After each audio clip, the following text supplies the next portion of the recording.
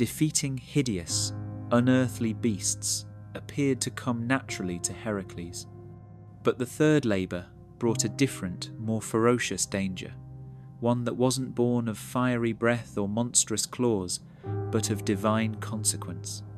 When Heracles arrived at Tiryns, a line of guards stood firm, with spears clutched tightly in their hands.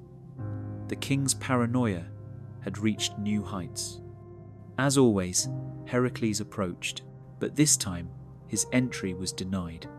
He clenched his fists at the insult, rage burning beneath his calm, yet he remembered his commitment to his penance and held back. Eventually, the gates opened, but to Heracles' further dismay, he saw only the herald, surrounded by guards, heading towards him. King Eurystheus remained looking down on the battlements, perched on his throne like a frightened bird, surrounded by whispering attendants. The herald emerged, voice strained with fear, and delivered the decree. Heracles was to travel to Ceryneian and return with the sacred Hind, said to roam there unharmed.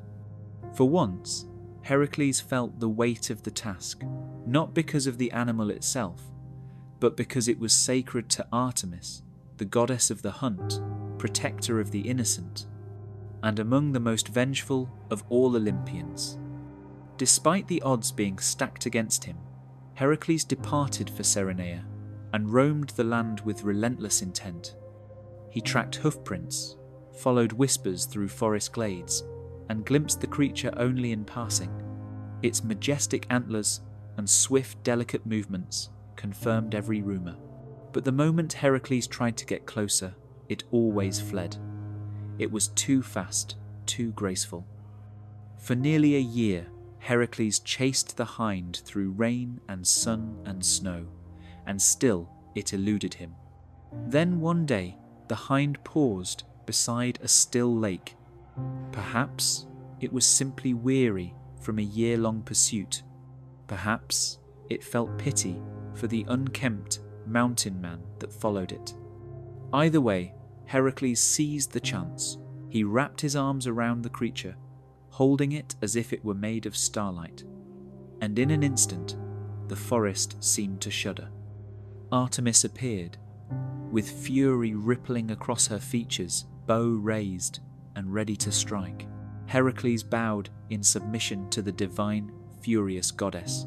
He offered no defense, only humility.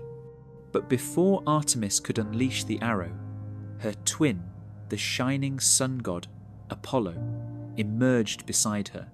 The twins exchanged words beyond mortal ears, and Heracles put his future once more in the hands of fate.